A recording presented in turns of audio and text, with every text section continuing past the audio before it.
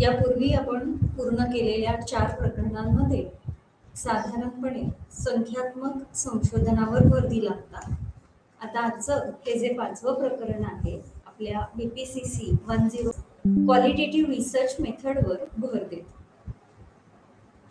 यामध्ये आपण महत्त्वाचं म्हणजे गुणात्मक संशोधन पद्धतीशी संबंधित आणि मुख्यतः मानसशास्त्रामध्ये वापरलं जाणारं गुणात्मक संशोधन, त्याची संकल्पना, त्याचं उपयोजन आणि त्याचे फायदे याचा आपण अभ्यास करणार आहोत.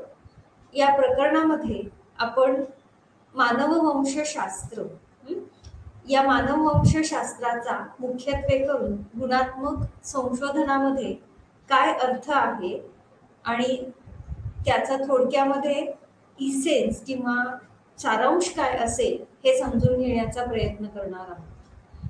गुणात्मक संशोधनाचा अर्थ आणि त्याचे प्रकार हे देखील आपण या ठिकाणी पाहणार आहोत. आणि मग सगळ्यात महत्त्वाचं म्हणजे मिश्र संशोधन पद्धती आणि गुणात्मक आणि संख्यात्मक संशोधन या दोन्ही पद्धतींची आपण तुलना देखील करणार आहोत. त्यामुळे या प्रकरणामध्ये तुम्ही गुणात्मक संशोधनाची व्याख्या देऊ शकाल, त्याचबरोबर गुणात्मक संशोधन आणि संख्यात्मक संशोधन यामधील फरकही सांगू शकाल. त्याचबरोबरीनं गुणात्मक संशोधनाचे वेगवेगळे जे प्रकार आहेत ते प्रकार आपण स्पष्ट करू शकाल. मानसशास्त्रामध्ये या गुणात्मक संशोधनाचं काय महत्त्व आहे आणि त्याचबरोबरीनं मिश्र संशोधन ही संकल्पना आणि त्याचं महत्त्व हे देखील आपण या ठिकाणी समजून घेणार आहोत. जेव्हा आपण गुणात्मक संशोधन म्हणतो तेव्हा महत्त्वाचं म्हणजे हे अशा प्रकारचं संशोधन आहे की ज्यामध्ये आपण अपूर्ण माहिती जर उपलब्ध असेल तर त्या अपूर्ण माहितीमधली जी गॅप आहे, जी पोकळी आहे, ती भरून काढण्यासाठी काही पुरावे अत्यंत पद्धतशीररित्या गोळा करतो. त्याचबरोबरीनं काही विशिष्ट प्रश्न किंवा ज्या समस्या आहेत त्या समस्यांची उत्तरे शोधण्याचा प्रयत्न केला जातो आणि त्याकरिता काही फलिते देखील मांडली जातात. या गुणात्मक संशोधनामध्ये आपल्याला जी फलितं मिळतात त्या फलितांद्वारे आपण वेगवेगळ्या प्रश्नांची किंवा वेगवेगळ्या समस्यांची उत्तरं शोधत असतो. आणि म्हणून इथे जी गुणात्मक संशोधनाची व्याख्या आहे, ही व्याख्या हे सांगते की qualitative research can be defined as a type of scientific research. So it is a scientific research, शास्त्रीय संशोधनाचा एक प्रकार आहे that tries to bridge the gap of incomplete information. एक अपूर्ण अशा माहितीमध्ये असणारी जी पोकळी आहे ती पोकळी भरून काढण्याचा प्रयत्न करते. यासाठी सिस्टमॅटिकली कलेक्ट्स एव्हिडन्सेस, अत्यंत पद्धतशीरपणे पुरावे गोळा केले जातात. फलितं जी आहेत ती फलितं मांडली जातात. Evidences as well as the findings are produced and thereby seeks answer to a problem or question. आणि मग आपण जी संशोधनाची समस्या मांडलेली आहे, संशोधनाचा जो प्रश्न आहे त्याचं उत्तर देण्याचा प्रयत्न केला जातो. आणि म्हणून जेव्हा आपण गुणात्मक संशोधनाचा विचार करतो तेव्हा आपल्याला योग्य पद्धतीने प्रदत्त संकलन करण्याची आवश्यकता आहे. त्याचबरोबर वर्तनासंबंधित विशिष्ट मतांबाबत, विशिष्ट मूल्यांसंदर्भात आणि इतर सामाजिक घटकांच्या संदर्भात जी माहिती गोळा केली जाते, जो प्रदत्त गोळा केला जातो आणि त्याचबरोबरीनं केलेली माहिती आणि त्याचा अर्थ लावण्यासाठी देखील या पद्धतीचा वापर केला जातो. यामध्ये डेव्हिड यांनी एक संशोधन केलं होतं. या संशोधनामध्ये त्यांना विविध प्रकारच्या महाविद्यालयीन विद्यार्थ्यांमधील आध्यात्मिक विकास कसा होतो याबद्दल लोकांमध्ये जो समज आहे त्या समजाचा अभ्यास करायचा होता आणि त्यामुळे गुणात्मक संशोधनाच्या मदतीने या विशिष्ट घटकाबाबत अत्यंत सखोल माहिती मिळवण्याचा आणि मानवी वर्तनाबाबत सखोल माहिती मिळवण्याचा प्रयत्न केला. इतकंच नाही तर ती माहिती घेत असताना विशिष्ट पद्धतीच्या प्रवृत्ती किंवा विशिष्ट पद्धतीचे निर्णय मानवाकडून जेव्हा घेतले जातात तेव्हा त्यामागील कारणं काय काय असू शकतात हे देखील या गुणात्मक संशोधनाच्या माध्यमातून शोधलं जाऊ शकतं. गुणात्मक संशोधनचा विचार करता त्याचा इतिहास आणि त्याचबरोबरीनं त्यामागील जे तत्व आहे ते पाहणं हे देखील तितकंच महत्वाचं ठरतं. साधारणतः हे जे गुणात्मक संशोधन आहे त्याची मुळं आपल्याला मानवशास्त्र आणि समाजशास्त्र म्हणजेच अँथ्रोपोलॉजी आणि सोशॉलॉजी या शास्त्रांमध्ये या गुणात्मक संशोधनाचं मूळ सापडतं. यामध्ये प्रामुख्याने शोधन किंवा संशोधन यासारख्या पद्धती साधारणतः 20व्या शतकाच्या सुरुवातीला वापरल्या जात होत्या.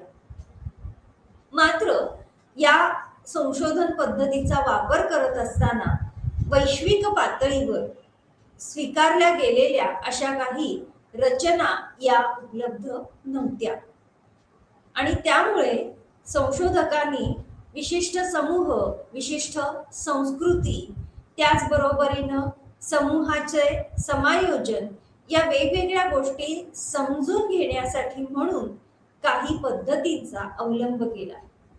मुख्यत्वे करून मॅलिनोस्की किंवा मेड, त्याचबरोबरीनं सामाजिक मानववंशशास्त्रज्ञ आणि समाजशास्त्रज्ञ पार्क, बर्जेस यासारख्या तज्ज्ञांनी 1925 साली या पद्धतीसाठी, या संशोधन पद्धतीवर अधिकाधिक भर द्यायला सुरुवात केली आणि याच्यातूनच हे जे गुणात्मक संशोधन पद्धत आहे ही अस्तित्वात आली. यामध्ये अभ्यास करत असताना या तज्ज्ञांनी प्रामुख्याने विविध परिस्थितीमध्ये व्यक्तिवर्तनात कशी भिन्नता आढळून येते आणि मग त्यामध्ये व्यक्तीचा अभ्यास करण्यासाठी वेगवेगळ्या रचनांमध्ये, वेगवेगळ्या सेटिंग्समध्ये, मग अगदी रस्ते असतील, कॉर्नर्स असतील, स्लम्स म्हणजेच झोपडपट्टी असतील आणि त्याचबरोबर काही परदेशी ठिकाणांवर देखील या संशोधकांनी विशिष्ट परिस्थितीमधलं वर्तन आणि त्याचा अभ्यास करण्यासाठी या गुणात्मक संशोधन पद्धतीचा वापर केला. या पद्धतीचा वापर करत असताना यामध्ये महत्वाचा घटक म्हणजे साधारणतः 1960च्या सुमारास वेगवेगळ्या प्रकारचे सिद्धांत आणि त्याचबरोबरीनं वेगवेगळे दृष्टिकोन अस्तित्वात येऊ लागले. यामध्ये प्रवृत्ती सिद्धांत आणि ग्राउंडेड थिअरी जी आहे, जी ग्लेसर आणि स्ट्रॉस यांनी मांडलेली आहे, त्याचबरोबर प्रतिकात्मक अंतरक्रिया दृष्टिकोन हा देखील तितकाच प्रामुख्याने आपल्याला दिसून येतो. हा जो दृष्टिकोन आहे, सिम्बॉलिक इंटरॅक्शनिस्ट पर्स्पेक्टिव्ह, हा बेकर यांनी 1961च्या दरम्यान बेकर आणि त्यांच्या सहकार्यांनी मांडला.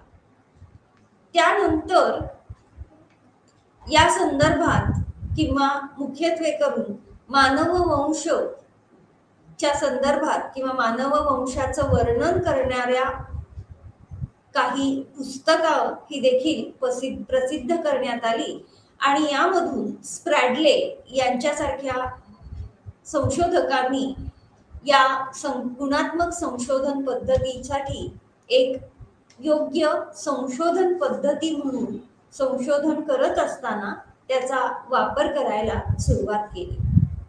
त्याचबरोबरीनं त्याच्याच पुढे प्रत्ययवादी दृष्टिकोन हा देखील अस्तित्वात यायला लागला आणि मग याच्यामध्ये प्रत्ययवादी मानसशास्त्र म्हणजेच फेनॉमेनॉलॉजिकल सायकोलॉजी या संबंधित गॉर्गी आणि कोलायझी यांचं नाव विशेषतः नमूद करावं लागेल.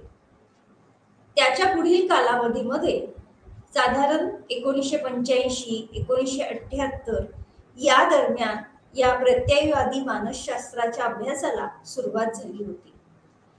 त्याच्यानंतर जी संशोधनं प्रसिद्ध करण्यात आली ती अधिक क्षेत्रीय अशा स्वरूपातली संशोधनं होती आणि म्हणून 1978च्या दरम्यान क्वालिटेटिव्ह सोशॉलॉजी हे जर्नल हे नियतकालिक प्रसिद्ध करण्यात आलं.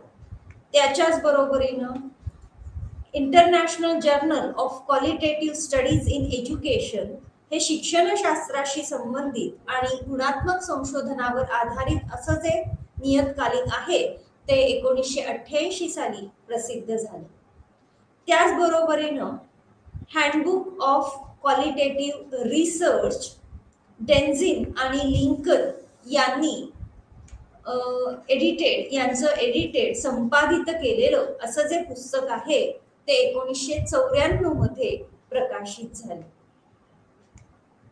त्याच्या पुढे देखील विविध पद्धतीने क्वालिटेटिव्ह आणि गुणात्मक संशोधनाचा विचार करता काही परिस्थितीजन्य काही नैसर्गिक अशा पद्धतींचा वापर किंवा क्षेत्रीय अभ्यास पद्धतींचा वापर, वृत्त इतिहास दृष्टिकोनाचा वापर, त्याचबरोबरीनं या गुणात्मक संशोधनामध्ये इतर प्रकारच्या पद्धती या वापरल्या जाऊ लागल्या आणि त्यामुळे व्यक्तीचा प्रत्यक्ष अनुभव, त्या व्यक्तीच्या भाषा आणि तिच्या समाजामध्ये होणाऱ्या अंतरक्रिया याला अनुसरून या गुणात्मक संशोधनाचा भर हा वाढू लागला. आपण जेव्हा गुणात्मक संशोधन आणि मानसशास्त्र याचा विचार करू लागतो तेव्हा असं लक्षात येतं की साधारणपणे 2009च्या दरम्यान गोर्गी यांनी विल्यम वुंड, बिने, त्याचबरोबर वुर्झबर्ग स्कूल, जॉन वॅटसन, समाकृतीवादी मानसशास्त्र, स्टर्न, जीन पियाजे, त्याचबरोबर बार्टलेट यांच्या कामावर आधारित या गुणात्मक संशोधनाशी संबंधित काम हे जोडण्याचा प्रयत्न केला आणि त्यामुळे त्यांच्या गुणात्मक संशोधनामध्ये या सर्व संशोधकांचा, या सर्व मानसतज्ञांचा उल्लेख हा आपल्याला दिसतो. या संशोधनांमध्ये गॉर्गी यांनी साधारणपणे मानसशास्त्रीय संशोधन जे केलं गेलं होतं दुसऱ्या महायुद्धाच्या काळामध्ये युरोपमध्ये याबाबत जी संशोधनं झाली होती त्याबद्दल एक सकल दृष्टिकोन, एक होलिस्टिक अप्रोच त्यांनी त्याचा आढावा घेतला आणि त्यामध्ये मग असं लक्षात आलं समाकृतीवादी मानसशास्त्र म्हणजेच जेस्टाल्ट सायकोलॉजी, त्याचबरोबर विल्यम स्टर्न यांचा व्यक्तित्ववादी अशा प्रकारचं मानसशास्त्र, फेलिक्स क्रुगर यांनी जे सकल दृष्टिकोन ठेवून मांडलेलं जे मानसशास्त्र होतं, डेव्हिड कार्टचं प्रत्ययवादी शाखा होती, त्याचबरोबर एडवर्ड स्पॅंगर यांनी मांडलेलं समजुतीबाबतचं किंवा सजीवांच्या वेगवेगळ्या प्रतिक्रियांच्या बाबतचं जे मानसशास्त्र होतं यामधून अत्यंत नियमितपणे आपल्याला हे जे गुणात्मक संशोधन आहे त्या संशोधनाचा प्रभाव हा साधारणतः दिसू लागला.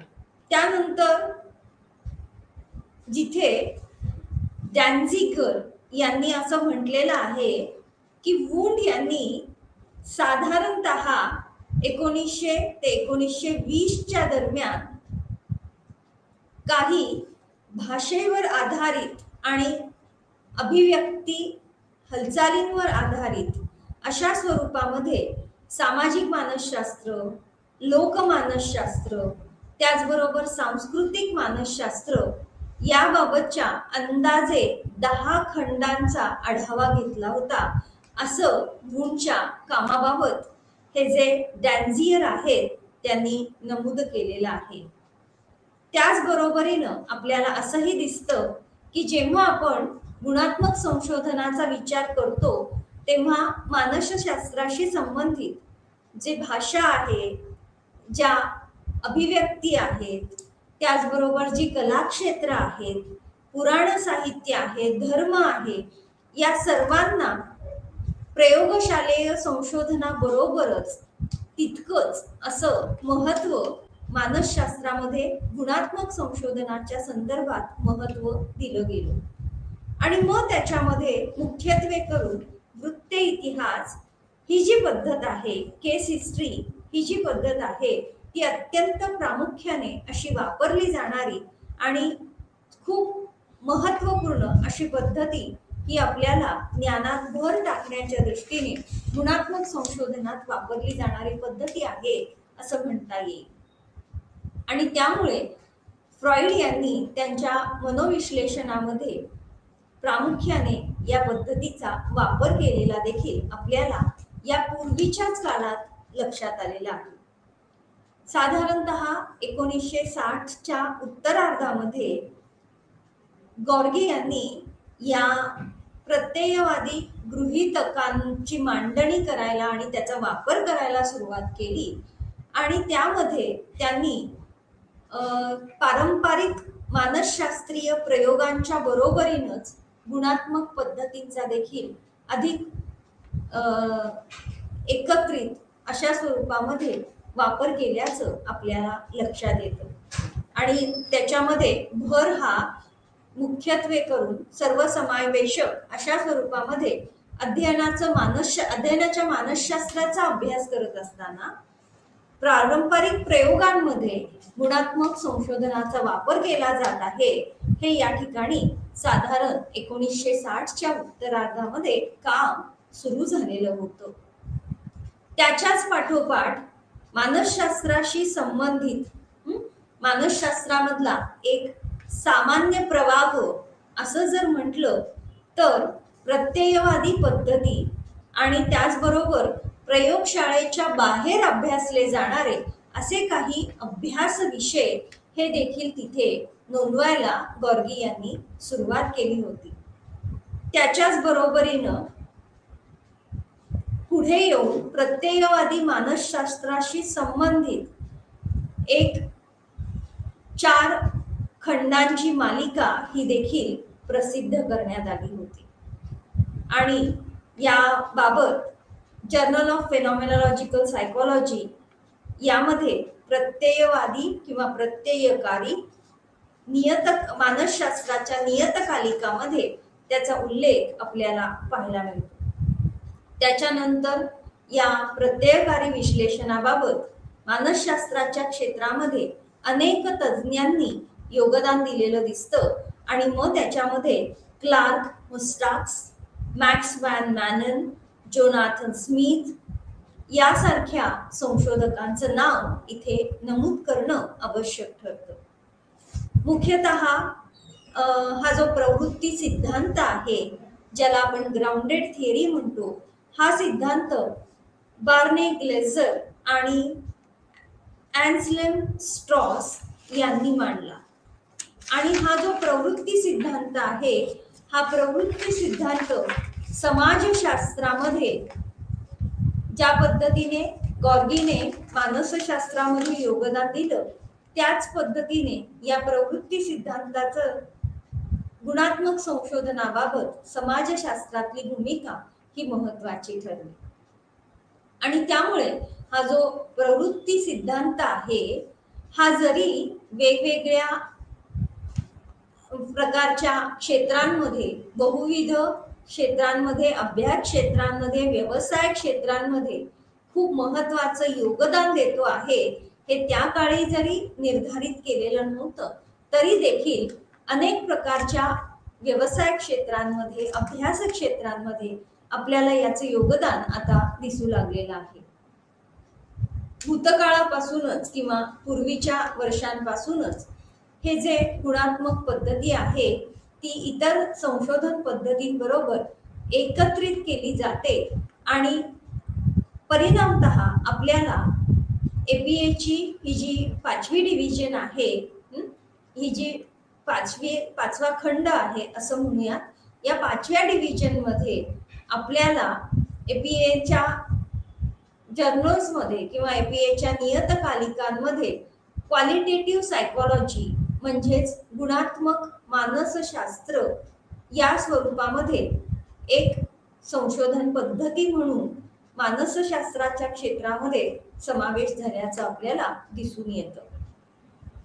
ह्या ज्या गुणात्मक संशोधन पद्धती आहेत त्या गुणात्मक संशोधन पद्धती आपल्याला विविध नियतकालिकांमध्ये देखील दिसू लागलेल्या आहेत आणि मग त्याच्या पुढे संपूर्ण जगभरामध्ये मिश्र पद्धतींच्या वापराला सुरुवात झालेली दिसते आणि त्यामुळे आपल्याला विविध प्रकारच्या संशोधनांमध्ये जरी गुणात्मक संशोधन पद्धती दिसत असल्या तरी सुद्धा नव अनुभववाद म्हणजेच निओ पॉझिटिव्हिझम, त्याचबरोबरीनं नव फलप्रामाण्यवाद, निओ प्रॅग्मॅटिसिझम, मानववंश वर्णन करणारं शास्त्र, त्याचबरोबरीनं वृत्त इतिहास पद्धती, प्रत्ययवाद यासारख्या ज्या पद्धती आहेत या योग्य प्रकारे त्या ज्ञानाचा विस्तार न झाल्यामुळे,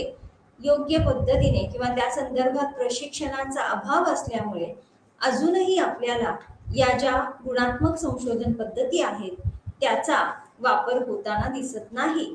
तरीही जागतिक पातळीवर अलीकडे मिश्र संशोधन पद्धतीचा, मिक्स मेथड्सचा वापर हा सुरू झाला आहे. या संशोधन पद्धतीमध्ये काही प्रकार आहेत.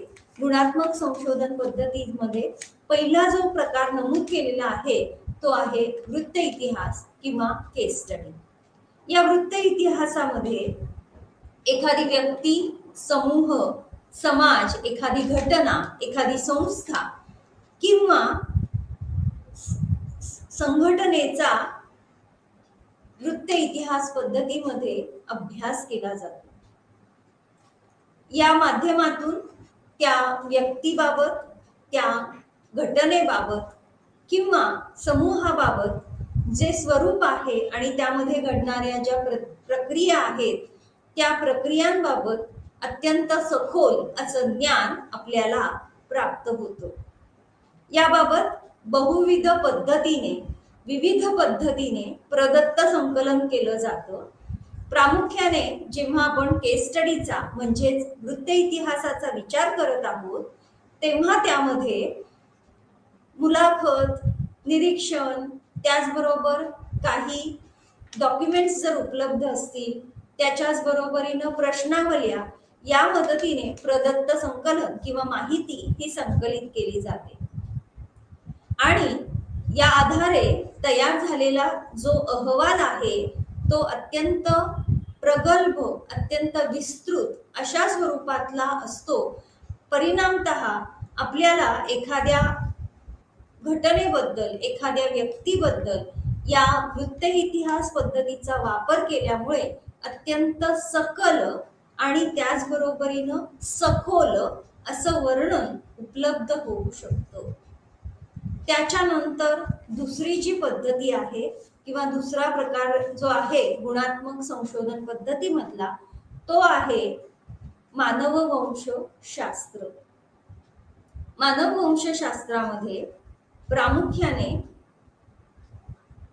एका विशिष्ट समूहावर भर दिला जातो आणि त्यामुळे आपण जे क्षेत्रीय निरीक्षण असं म्हणतो त्या क्षेत्रीय निरीक्षणाच्या अत्यंत जवळ जाणारा असा हा अभ्यास आहे. या अभ्यासामध्ये विविध प्रकारच्या सामाजिक आणि सांस्कृतिक अशा घटकांचा अभ्यास केला जातो. उदाहरणार्थ एखाद्या व्यक्तीच्या सांस्कृतिक प्रमाणकानुसार त्या व्यक्तीबाबत आपण त्या व्यक्तीला तिचं स्थान काय असू शकतं याबाबत आपण अंदाज बांधतो. आणि म्हणून मानववंशशास्त्रामध्ये प्रामुख्याने विविध सांस्कृतिक समूहांच्या तुलनात्मक अभ्यास केला जातो, त्यांच्या तुलनात्मक विश्लेषण केलं जातं. मग त्यामध्ये अगदी आपण भारताचा जरी विचार केला तर आपण उत्तरेकडे गेल्यानंतर तिथे असणाऱ्या खाद्यपद्धती किंवा खाद्यशैली किंवा दक्षिणेला गेल्यानंतर असणाऱ्या खाद्यपद्धती, त्याचबरोबर यामध्ये एखाद्या सांस्कृतिक समूहाच्या बाबतीमध्ये किंवा एखाद्या समूहाच्या बाबतीमध्ये त्यांचा असणारा सांस्कृतिक इतिहास याचं देखील विश्लेषण केलं जातं.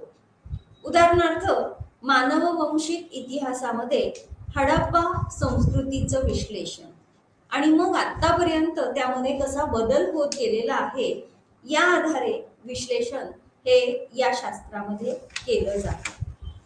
त्याच्यानंतर तिसरा जो प्रकार आहे किंवा गुणात्मक संशोधन पद्धतीमधला तिसरा जो प्रकार आहे तो आहे ऐतिहासिक पद्धत.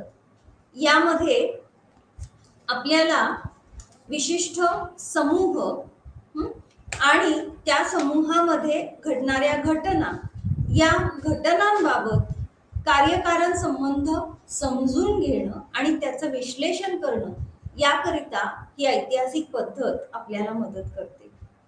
या पद्धतीच्या मदतीने विशिष्ट घटनेबाबत आपण प्रदत्त संकलन करतो. त्याचबरोबरीनं त्या प्रदत्त संकलन केलेल्या प्रदत्ताचं मूल्यमापन केलं जातं, जेणेकरून विशिष्ट घटनेमागील जी कारणं आहेत ती कारणं समजून घ्यायला आपल्याला मदत होईल. या ऐतिहासिक पद्धतीच्या मदतीने आपल्याला परिकल्पनेचं देखील मापन हे करता येऊ शकतं. त्याचबरोबरीनं विशिष्ट कारण आणि परिणाम, विशिष्ट घटनेचा प्रवाह हा कसा असू शकतो त्याचं स्पष्टीकरण करून भविष्य काळामध्ये घडणाऱ्या घटनांबाबत अंदाज बांधता येतो, अनुमान काढता येतं. ही झाली तिसरी पद्धत, ज्याला ऐतिहासिक पद्धत असं म्हटलेलं आहे. त्यानंतर चौथी पद्धत जी आहे गुणात्मक संशोधनाचा चौथा जो प्रकार आहे, जो सद्यस्थितीमध्ये अत्यंत महत्वाचा मानलेला आहे, आणि तो म्हणजे प्रवृत्ती सिद्धांत किंवा ग्राउंडेड थिअरी. या पद्धतीमध्ये किंवा या प्रकारामध्ये संशोधक जो आहे तो समाजाच्या, समूहाच्या विशिष्ट कृतींमध्ये अत्यंत सक्रियपणे सहभागी होतो आणि त्यामुळे ज्या समूहाचा किंवा ज्या समाजाचा अभ्यास करायचा आहे त्या समूहामधला संशोधकाचा सहभाग हा सक्रिय सहभाग असतो. परिणामतः या संशोधकाने या सहभागातून जी निरीक्षणं केलेली आहेत त्या निरीक्षणाच्या आधारे माहिती संकलित केली जाते आणि त्या मदतीने विविध प्रकारचे सिद्धांत, विविध प्रकारच्या थिअरीज या विकसित केल्या जातात आणि त्यामुळे हे जे प्रवृत्ती सिद्धांताचे किंवा ग्राउंडेड थिअरीचे अभ्यासक आहेत ते फक्त नवीन सिद्धांतच मांडतात असं नाही, तर मांडलेले सिद्धांत पुन्हा पुन्हा तपासून पाहिले जातात. त्याच्याच बरोबरीनं ते जे मांडलेले सिद्धांत आहेत ते पुन्हा पुन्हा त्याचं विश्लेषण केलं जातं. त्याचबरोबरीनं त्याचं स्पष्टीकरण देखील हे या प्रवृत्ती सिद्धांताच्या मदतीने केलं जातं. आपण जेव्हा ग्राउंडेड थिअरी हा शब्द वापरला तेव्हा प्रामुख्याने संशोधक स्वतः त्या विशिष्ट समूहाच्या कार्यपद्धतीमध्ये, त्या विशिष्ट समूहाच्या विविध कृतींमध्ये हा सहभागी झालेला असतो आणि म्हणून या ग्राउंडेड थिअरीचे काही किंवा या प्रवृत्ती सिद्धांताचे काही मूलभूत गुणधर्म आहेत. त्याच्यातला पहिला गुणधर्म असा आहे, एकतर या सिद्धांताच्या मदतीने प्रत्यक्षामध्ये असणारा समूह आणि मांडलेला सिद्धांत हे एकमेकांशी जुळत आहेत का हे आधी आपल्याला याचं विश्लेषण करता येऊ शकतं. म्हणजेच समूहामध्ये घडणाऱ्या घटना, समूहामध्ये असणाऱ्या अंतरक्रिया आणि त्या संदर्भात मांडलेला जो सिद्धांत आहे यांची जुळवणी म्हणजेच फिट हे या ठिकाणी पाहिलं जातं. त्याच्यानंतर प्रवृत्ती सिद्धांतावर आधारित जे सिद्धांत मांडले गेलेले आहेत ते अत्यंत स्पष्ट आणि समजू शकतील अशा स्वरूपातले आहेत. त्यामुळे दुसरा गुणधर्म आहे, या सिद्धांताच्या मदतीने आपल्याला विशिष्ट घटक, विशिष्ट घटना, विशिष्ट समूह हा समजून घ्यायला मदत होते. त्यानंतर तिसरा गुणधर्म आहे, हा सिद्धांत आपल्याला नवीन सिद्धांत निर्माण करत असताना किंवा त्याबाबत विश्लेषण करण्यासाठी म्हणून विशिष्ट माहिती आणि योग्य पद्धतीने त्या माहितीची व्याप्ती ही उपलब्ध करून दिली जाते आणि त्यामुळे सामान्यता हा या सिद्धांताचा तिसरा गुणधर्म आहे. त्याच्याच बरोबरीनं जेव्हा एखादा सिद्धांत हा वैध सिद्धांत आहे असं आपण म्हणतो, तेव्हा त्या सिद्धांताचं नियंत्रित परिस्थितीमध्ये विश्लेषण करता येऊ शकतं. परिणामतः नियंत्रण हा प्रवृत्ती सिद्धांताचा चौथा गुणधर्म आहे. जेव्हा आपण हे प्रवृत्ती सिद्धांताचा विचार करतो तेव्हा त्याची महत्वाची अशी काही कार्य आहेत, त्याची काही फंक्शन्स आहेत. त्यामध्ये संकलित केलेल्या प्रदत्ताबाबत एक स्थिरक किंवा संकेत ओळखण्यास आपल्याला मदत होते आणि म्हणून आपल्या गोळा केलेल्या माहितीच्या संदर्भात एक योग्य पद्धतीने संकेत हा त्या ठिकाणी उपलब्ध असतो. हा जो प्रवृत्ती सिद्धांत आहे तो संशोधकाने मांडलेले जे प्रश्न आहेत त्या प्रश्नांच्या बाबतीमध्ये योग्य पद्धतीने शोधन करण्यासाठी आणि त्याचं विश्लेषण करण्यासाठी, प्रश्न योग्य पद्धतीने मांडण्यासाठी संशोधकाला मदत ही केली जाते आणि म्हणून जे प्रश्न मांडलेले असतात ते अत्यंत योग्य पद्धतीने व्यक्त केलेले असतात, मांडणी केलेली असते. त्याचबरोबरीनं या प्रवृत्ती सिद्धांतामध्ये जी काही फलितं मांडलेली आहेत त्या फलितांच्या बाबतीमध्ये खात्री देण्यासाठी म्हणून विशिष्ट पद्धतीने काही टप्प्यांचा संच हा देखील निर्माण केलेला असतो, जेणेकरून आपल्याला तो सिद्धांत, त्याचं विश्लेषण हे जास्त चांगल्या पद्धतीने करता येऊ शकेल. यामध्ये जो प्रदत्त संकलन केलं जातं आणि प्रदत्त विश्लेषण केलं जातं हे संपूर्ण अभ्यास सुरू असताना एकत्रितरित्या सुरूच राहतं, सातत्यपूर्ण सुरूच राहतं. यामध्ये असणाऱ्या वर्तनाचं जे स्पष्टीकरण दिलं जातं किंवा मुख्यत्वे करून फेनॉमेनॉलॉजी, प्रत्ययवादी हा जो घटक आहे हा या प्रवृत्ती सिद्धांताच्या बाबतीमध्ये, या पद्धतीमध्ये अधिक स्पष्टपणे मांडलेला दिसतो आणि म्हणून प्रत्यक्षामध्ये व्यक्तीला जो अनुभव येत आहे त्या अनुभवावर आधारित विशिष्ट वर्तनाबाबत स्पष्टीकरण हे केलं जातं. मग त्या ठिकाणी कधी कधी विशिष्ट सिद्धांताची मदत घेतलीच जाईल असंही नाही. त्यामुळे विविध अभ्यास शाखांमध्ये दिलेली जी गृहीतकं आहेत त्या गृहीतकांचा वापर न करता प्रत्यक्ष वर्तनावर आधारित विशिष्ट घटनांबाबत स्पष्टीकरण हे इथे केलं जातं. आणि म्हणून जेव्हा आपण या प्रवृत्ती सिद्धांताचा विचार करतो तेव्हा एक उदाहरण निश्चितच द्यावंसं वाटतं. एका संशोधकाने एका अभ्यासामध्ये त्याने रुग्णालयामध्ये उपस्थित असणाऱ्या किंवा रुग्णालयामध्ये असणाऱ्या रुग्णांना तिथे असणाऱ्या ज्या परिचारिका आहेत त्या परिचारिका योग्य काळजी घेतात किंवा नाही या संदर्भामधलं एक संशोधन नमूद केलेलं आहे. गुणात्मक संशोधनाशी संबंधित क्रेसवेल यांचं नाव प्रामुख्याने घ्यावंसं वाटतं, कारण त्यांनी त्यांच्या गुणात्मक संशोधन करून मुख्यत्वे करून त्या संदर्भातली काही पुस्तकं ही देखील प्रकाशित केलेली आहेत.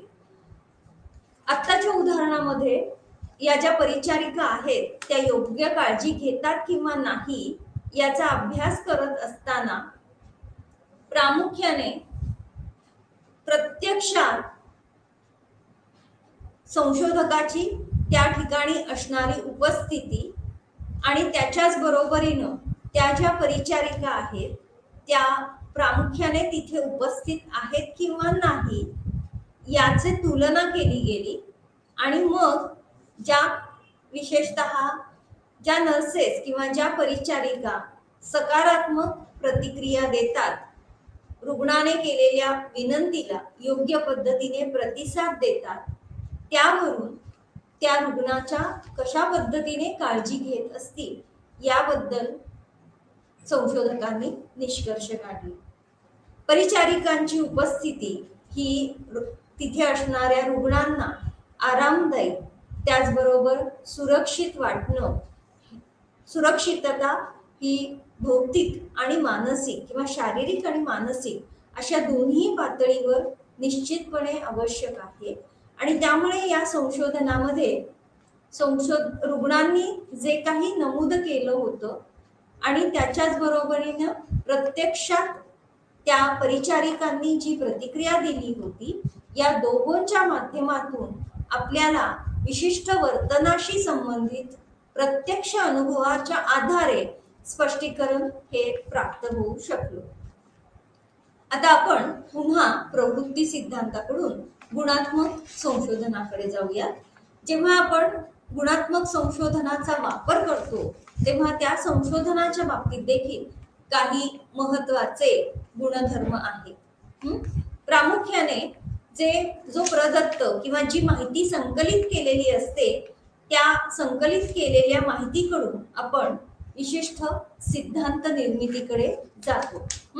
आणि म्हणून गुणात्मक संशोधनामध्ये संशोधक जो आहे तो प्रदत्त संकलित करतो आणि संकलित केलेला जो प्रदत्त आहे तो प्रामुख्याने विशिष्ट समूहावर, विशिष्ट जनसंख्येवर आधारित असा प्रदत्त आहे. त्यांच्याबरोबर प्रत्यक्षात अंतरक्रिया करून, त्यांची मुलाखत घेऊन अत्यंत सखोल पातळीवर माहिती ही संकलित केली जाते. त्यामुळे काय होतंय तर ही जी संकलित केलेली माहिती ही अत्यंत उत्कृष्ट अशा स्वरूपातली असल्यामुळे ती माहिती विविध सिद्धांताचा आधार ठरते. त्या माहितीवर आधारित नवनवीन सिद्धांत हे निर्माण होऊ शकतात. आणि म्हणून गुणात्मक संशोधन पद्धती ही कोणत्याही पद्धतीने कुठल्याही प्रकारच्या यापूर्वी झालेल्या संशोधनावर आधारित नाही. आणि त्यामुळे आपल्याला गुणात्मक संशोधन पद्धतीमधून मिळणारी जी फलितं आहेत त्या फलितांमुळे सद्यस्थितीमध्ये अस्तित्वात असणाऱ्या गोष्टी, घटक आणि त्या घटकांमध्ये बदल घडवून आणण्यासाठी नवनवीन सिद्धांताची रचना करणं किंवा जे ऑलरेडी सिद्धांत आहेत त्यामध्ये पुनर्रचना करणं याबाबत माहिती ही उपलब्ध होऊ शकते. आणि म्हणून असं म्हटलेलं आहे की गुणात्मक संशोधनामधून मिळणारा किंवा गुणात्मक संशोधन हा एक प्राथमिक प्रदत्त ठरतो. त्याच्यानंतर गुणात्मक संशोधन हे विशिष्ट संदर्भाशी संबंधित किंवा संदर्भ आधारित त्याच्या चौकटीमध्ये अशा स्वरूपातलं संशोधन आहे. गुणात्मक संशोधनामध्ये अभ्यासासाठी घेतलेल्या जे काही विशिष्ट विषय आहेत ते विषय हे काही संदर्भात, काही संस्कृतींबाबत आणि काही सामाजिक रचनांच्या संदर्भात आहेत. आणि म्हणून गुणात्मक संशोधन हे संदर्भाशी संबंधित किंवा विशिष्ट संदर्भांना अनुसरून अत्यंत संवेदनशील असते. त्यामुळे संशोधक जो विषय अभ्यासासाठी घेतो किंवा जी घटना अभ्यासासाठी घेतो ती दैनंदिन जीवनातली असते. संशोधकाला त्याबाबत अत्यंत काटेकोरपणे ज्या घटना घडत आहेत त्या घटनांचा विशिष्ट परिस्थितीमध्ये अभ्यास करण्याची आवश्यकता आहे. या बाबत किंवा या संदर्भाच्या बाबतीमध्ये महत्वाचा घटक म्हणजे व्यक्तीचे पूर्वग्रह किंवा व्यक्तिगत मत ही त्या ठिकाणी काढून टाकावी लागतात. संशोधक संशोधनामध्ये स्वतः सहभागी होतो. विशिष्ट परिस्थितीमध्ये तो स्वतः तिथे उपस्थित असतो. परिणामतः हे जे गुणात्मक संशोधन आहे ते कॉन्टेक्स्ट स्पेसिफिक विशिष्ट परिस्थितीच्या संदर्भामध्ये अशा स्वरूपातलं हे संशोधन आहे.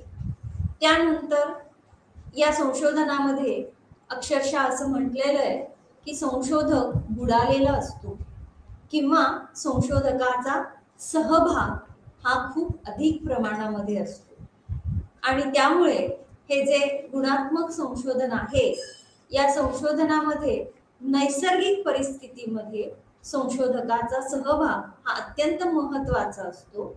त्या संशोधकाला अत्यंत कृतिशीलपणे त्या विशिष्ट कृतीमध्ये त्या विशिष्ट ऍक्टिव्हिटीजमध्ये सहभाग घ्यावा लागतो, ज्यामुळे विशिष्ट प्रक्रिया किंवा तो विशिष्ट घटक समजून घ्यायला त्याला मदत होते. प्रदत्त संकलन प्रक्रिया सुरू होण्यापूर्वी सुद्धा विशिष्ट संस्कृतीबद्दल विशिष्ट समाज किंवा परिस्थितीबद्दल माहिती करून घ्यायची असेल, त्याबाबत ज्ञान मिळवायचं असेल तर संशोधकाला त्या संस्कृतीमध्ये त्या परिस्थितीमध्ये स्वतःचा सहभाग हा अत्यंत महत्वाचा ठरतो. त्याचबरोबरीनं ज्या पद्धतीने विशिष्ट प्रक्रिया घडत आहे त्या प्रक्रियांवर संशोधकाचं संवेदन, संशोधकाचे पूर्वग्रह किंवा त्याच्या इतर ज्या संशोधनाशी संबंधित गरजा आहेत त्या सर्वांचा परिणाम होता कामा नये. त्यामुळे असं म्हटलेलं आहे की हा जो संशोधक आहे तो गुणात्मक संशोधन करणारा संशोधक हा स्वतः विशिष्ट संस्कृतीमध्ये विशिष्ट सांस्कृतिक परिस्थितीमध्ये मुख्यत्वे करून गुणात्मक संशोधन असेल तर स्वतःला त्यामध्ये बुडवून घेतो, त्यामध्ये पूर्णतः गुंतलेला असतो. त्याच्यानंतर गुणात्मक संशोधनाचा पुढचा जो गुणधर्म आहे तो आहे रिसर्चर रिसर्च रिलेशनशिप. संशोधक संशोधन यांच्यामधला संबंध. संशोधक संशोधन यामधील संबंध. गुणात्मक संशोधनामध्ये अत्यंत कोणत्याही प्रकारे माझ्या संशोधनाचे निष्कर्ष असे मिळतील किंवा विशिष्ट समूह अशाच पद्धतीने वर्तन करेल या स्वरूपामध्ये कोणत्याही जजमेंट्स कोणतेही निकष नॉन जजमेंटल अशा स्वरूपामध्ये ही संशोधन पद्धती आहे. आणि त्यामुळे पूर्वी मांडलेली जी गृहीतका आहेत ज्या परिकल्पना आहेत त्या कोणत्याही स्वरूपामध्ये या ठिकाणी अस्तित्वात नाहीत आणि त्यामुळे आपल्याला मिळणारे जे प्रतिसाद आहेत संशोधन करत असताना मिळणाऱ्या ज्या प्रतिक्रिया आहेत त्या मूळ स्वरूपातल्या आहेत, त्या ओरिजिनल आहेत. म्हणून संशोधक जो आहे त्या संशोधकाचं संशोधनासाठी घेतलेले जे सहभागी आहेत जे पार्टिसिपंट्स आहेत त्यांच्याबरोबर असणारं नातं हे देखील तितकंच महत्वाचं ठरतं. कारण त्याचमुळे आपल्याला आवश्यक अशी माहिती पूर्वग्रह दूषित असलेली नाही तर पूर्वग्रहांचा अभाव असणारी अशी मूळ माहिती, अशी ओरिजिनल माहिती ही उपलब्ध होऊ शकेल. गुणात्मक संशोधनामध्ये संशोधकाला पूर्णतः त्या संशोधन परिस्थितीमध्ये गुंतवून घ्यावं लागतं की जेणेकरून सहभागी झालेल्या व्यक्तींकडून अत्यंत नैसर्गिक आणि प्रामाणिक अशा प्रतिक्रिया मिळू शकतील. या संशोधनामध्ये वर्णन जे केलं जातं किंवा संशोधनाच्या फलितांचं जे वर्णन केलं जातं ते देखील अत्यंत स्पष्ट अशा स्वरूपातलं असतं. आत्ताच सांगितल्याप्रमाणे संशोधक हा त्या प्रक्रियेमध्ये बुडून गेलेला आहे, त्याच्यामध्ये पूर्णतः गुंतलेला आहे आणि त्यामुळे विशिष्ट घटनेच्या संदर्भात, विशिष्ट सांस्कृतिक रचनेच्या संदर्भात या संशोधकाला जे वर्णन देता येतं ते अत्यंत स्पष्ट, अत्यंत सखोल अशा स्वरूपामध्ये वर्णन हे संशोधक करू शकतो. त्यामध्ये सहभागी झालेल्या व्यक्तींकडून मिळालेल्या प्रतिक्रिया, त्यांचे आलेले अनुभव, त्यांनी केलेलं अर्थविवरण आणि त्याचबरोबरीनं त्यांनी त्यांच्या ज्या वेगवेगळ्या परंपरा आहेत, ज्या रूढी आहेत, या देखील तितक्याच महत्त्वाच्या ठरतात. एखाद्या घटनेचं स्पष्टीकरण किंवा वर्णन करत असताना ती घटना, त्याबाबत विशिष्ट प्रक्रिया आणि मग त्या प्रक्रियेच्या संदर्भात घेतली गेलेली मुलाखत, चर्चा, या सगळ्या गोष्टींचा अत्यंत सविस्तरपणे उल्लेख हा संशोधक करत असतो. आणि म्हणून जेव्हा आपण स्पष्ट वर्णन, इथे थिक डिस्क्रिप्शन असा शब्द वापरलेला आहे, जेव्हा आपण हे थिक डिस्क्रिप्शन या शब्दाचा अर्थ पाहण्याचा प्रयत्न करतो तेव्हा असं लक्षात येतं की जी माहिती मिळालेली आहे ती वास्तवावर आधारित आहे, ती फॅक्ट्सवर आधारित आहे. त्याचप्रमाणे सैद्धांतिक अशी माहिती आहे. इतकंच नाही, जे वर्णन केलेलं आहे ते विश्लेषणात्मक अशा स्वरूपातलं वर्णन आहे. याप्रमाणे हे जे गुणात्मक संशोधन आहे यामध्ये अत्यंत सखोल, अत्यंत स्पष्ट असं वर्णन केलं जातंय, ज्यामध्ये विशिष्ट संस्कृती, त्या संस्कृतीचा संदर्भ, त्याची प्रक्रिया आणि संशोधनासाठी वापरलेले जे टप्पे आहेत, त्यामुळे एक वास्तव, एका वास्तवाची निर्मिती केली जाते आणि त्याचबरोबरीनं संशोधनामध्ये विश्लेषण हे देखील केलं जातं. आणि त्यामुळे हे जे थिक डिस्क्रिप्शन आहे, अत्यंत सखोल, स्पष्ट असं जे वर्णन आहे ते अत्यंत महत्त्वाचं ठरतं.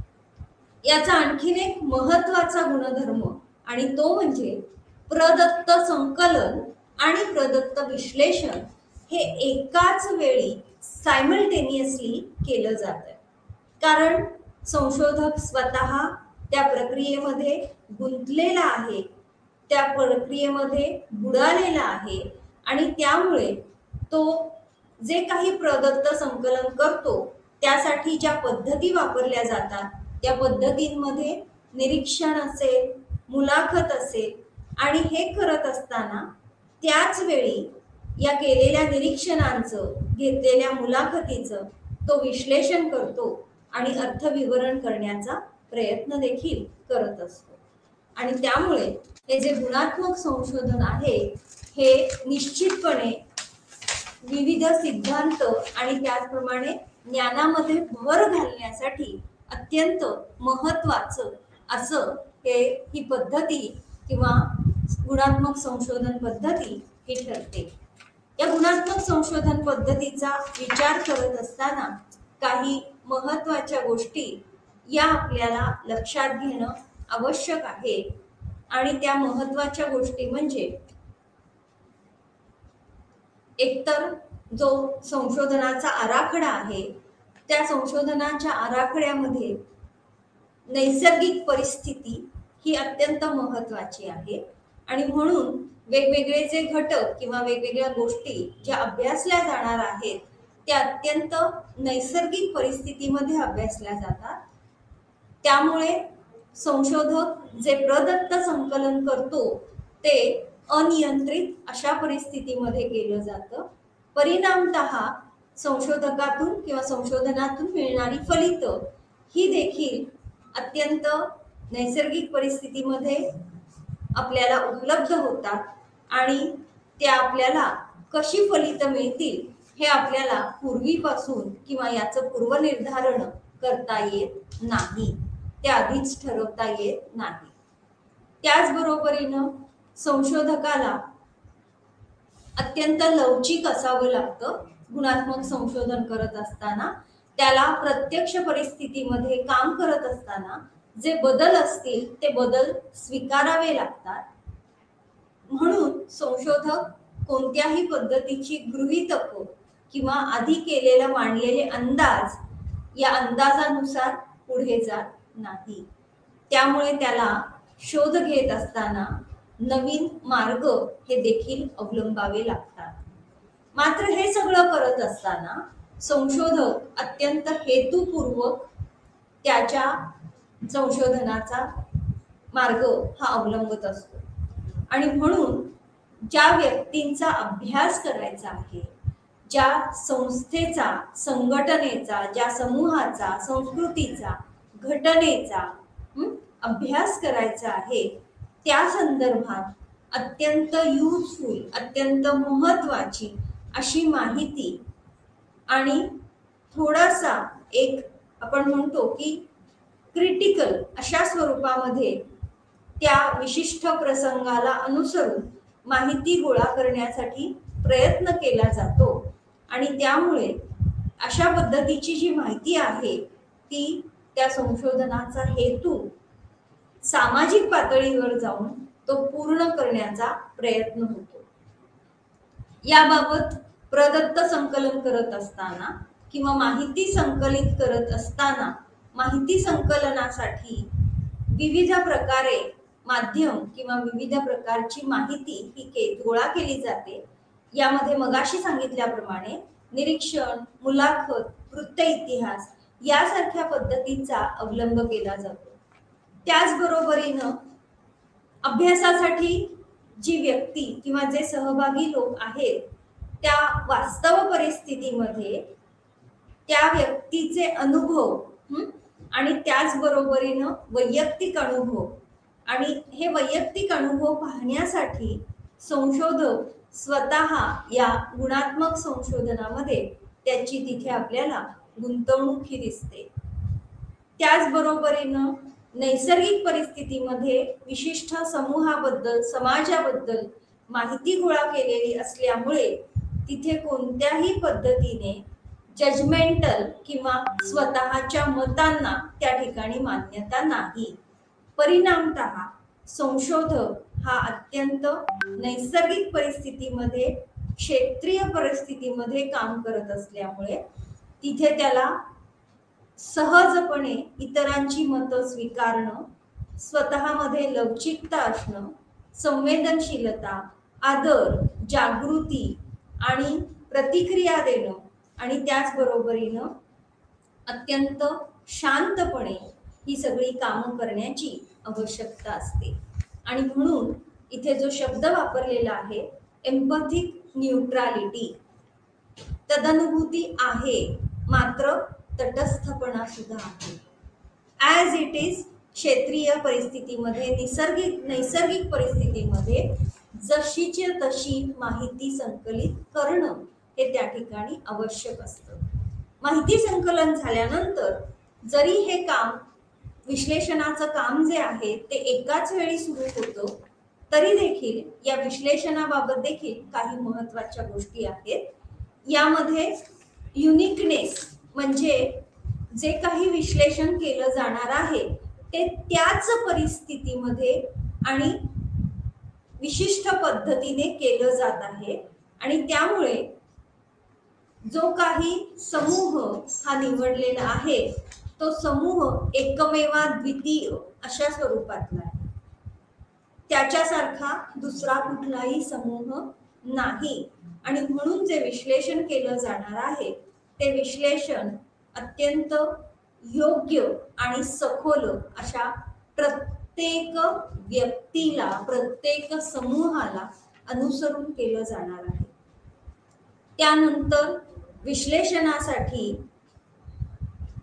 जे कार्यकारण पद्धती वापरली जाणार आहे, ती कार्यकारण पद्धती वापरत असताना काही महत्त्वपूर्ण रचना, काही महत्त्वाच्या संकल्पना, त्या संकल्पनांमधला संबंध आणि मग त्याच्या माध्यमातून काही शोध लावणं, अशा स्वरूपामध्ये विगमनात्मक कार्यकारण पद्धती ही तिथे वापरली जाणार आहे. आणि म्हणून हे जे संशोधन केलं जातं, या संदर्भात केले जाणारं जे विश्लेषण आहे ते काही विशिष्ट नियमांनुसारच, काही विशिष्ट तत्वांनुसारच केलं जातं. आणि म्हणून इथे विगमनात्मक विश्लेषणाला महत्त्व दिलेलं आहे. त्याचबरोबर एक सकल, होलिस्टिक असा दृष्टिकोन आहे. म्हणून जी काही संकल्पना किंवा ज्या काही रचना समजून घ्यायच्या आहेत, त्या समजून घेत असताना संशोधक हा स्वतंत्रपणे त्या प्रक्रिया कशा घडतायत हे बघण्यासाठी म्हणून एक योग्य, सकल, होलिस्टिक असा दृष्टिकोन बाळगत असतो. त्याचबरोबरीनं विश्लेषण करत असताना ज्या संदर्भात विश्लेषण केलं जातंय तो संदर्भ अत्यंत महत्त्वाचा आहे आणि म्हणून त्याबाबतची संवेदनशीलता ही देखील तितकीच महत्त्वाची ठरते. विश्लेषण करत असताना संशोधकाने ज्या काही फलितं मिळणार आहेत त्याचं सामान्यीकरण करत असताना संशोधकाने अत्यंत संवेदनशील असणं आवश्यक आहे. ज्या विशिष्ट परिस्थितीमध्ये, ज्या विशिष्ट जागेमध्ये ती फलितं मिळत आहेत त्याचं सामान्यीकरण सरसकट सगळ्यांसाठी होऊ शकत नाही. आणि म्हणून त्या विशिष्ट समूहाबाबत संवेदनशीलता असणं ही खूप गरजेचं आहे. आणि म्हणून विश्लेषण करत असताना त्या विश्लेषणाबाबतची विश्वासार्हता आणि वस्तुनिष्ठता ही खूप महत्त्वाची ठरते. अशा पद्धतीने वस्तुनिष्ठ विश्लेषण करत असताना संशोधकाने खूप जागरूक असण्याचं गरज आहे. आणि त्याचबरोबरीनं मगाशी म्हटलं तसं एक थर्ड आय ज्याला म्हणतो, की ते विश्लेषण करत असताना हा जो तिसरा डोळा आहे त्याचं हे सगळं काम व्यवस्थित चालू आहे ना, या विश्लेषणासाठी योग्य कौशल्य ही संशोधकाजवळ असणं अत्यंतिक आवश्यक आहे. अशा प्रकारे हे जे गुणात्मक संशोधन आहे, या संशोधनाच्या बाबतीमध्ये आपल्याला असं लक्षात येईल की हे काही गुणधर्म आहेत आणि जरी विशिष्ट गुणात्मक संशोधनाच्या आधारे आपण काही नवीन सिद्धांत निर्माण करत असू तरी सुद्धा त्या सिद्धांताचं उपयोजन कोणत्या जनसंख्येबाबत होऊ शकेल याबद्दल आपल्याला अत्यंत जागरूक असण्याची आवश्यकता आहे. सरसकट सिद्धांतातून किंवा संशोधनाच्या, गुणात्मक संशोधनाच्या फलितामधून मिळालेलं, विश्लेषणामधून मिळालेली जी फलितं आहेत ती सरसकट आपल्याला एका विशिष्ट समूहाबाबत लागू करत असताना सरसकट इतरांसाठी, इतर जनसंख्येसाठी देखील लागू करता येतीलच असं मात्र सांगता येत नाही. अशा पद्धतीने गुणात्मक संशोधनाचे हे काही महत्त्वाचे गुणधर्म आहेत. आणि एक अत्यंत उत्कृष्ट बाब याच्यातली अशी आहे की प्रदत्त संकलन आणि प्रदत्त विश्लेषण हे संशोधक एकाच वेळी करत असल्यामुळे मिळणारी फलितं ही देखील त्याच परिस्थितीमध्ये पडताळून पाहता येतात. या पुढच्या तासाला आतापर्यंत आपण संख्यात्मक संशोधन सुद्धा बघितलंय आणि आता पाहिलेलं गुणात्मक संशोधन.